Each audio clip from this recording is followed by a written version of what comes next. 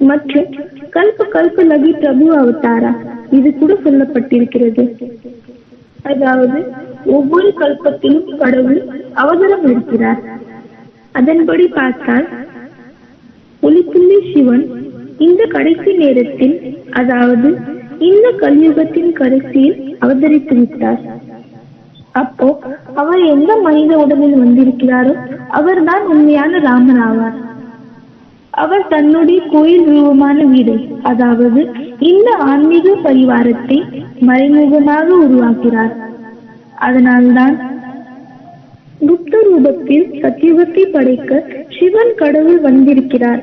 மனிதனே, இப்பொழுதாவது நீ எழுந்து கொள் என்ற பாடல் கூட பாடுகிறார்கள். எப்படி நிறைய முயற்சிக்கு பின் அயோத்தியாவில் ராமர் கோவில் கட்டப்பட்டதோ அதே போல அந்த சைத்தன்யமான ராமர் இந்த உலகில் கண்டிப்பாக ராமராஜ்யத்தை கொண்டு வருவார்.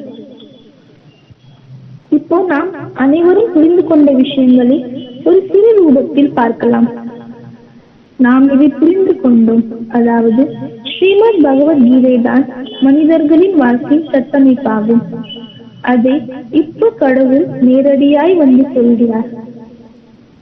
ஈஸ்வரிய கட்டமைப்பு மூலமாக தான் உண்மையான சுதந்திரத்தை அனுபவிக்க முடியும். மற்றும் பாரதம் முன் போலவே தங்க பறவையால் மாறும் மற்றும் ராமராஜ்யம் இதே பாரதத்தில் வரும்.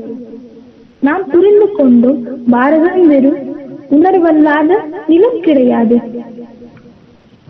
ஆனால் ஞானத்தின் ஒளியில் எப்போதும் இருக்கும் உயிருள்ள ராஷ்டிரிய மனிதன் ஆவார்.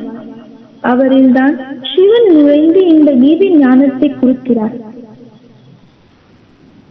மற்றும் நாம் கீதையின் ஞானத்தின்படி ஆன்மீக வாழ்க்கையின் மூல அதிகாரங்களை புரிந்து கொண்டோம்.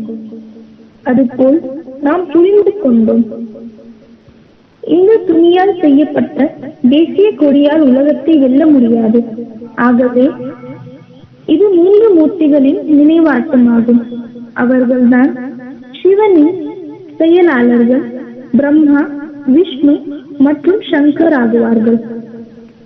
நாம் புரிந்து கொண்டோம் எப்படி கடவுள் இந்த ருஹானி மிளர்ச்சியை படைத்து இந்த ருஹானி மிளர்ச்சியை உருவாக்கி நம்மளை 5 விகாரங்களிடமிருந்து பாதுகாக்கிறார்.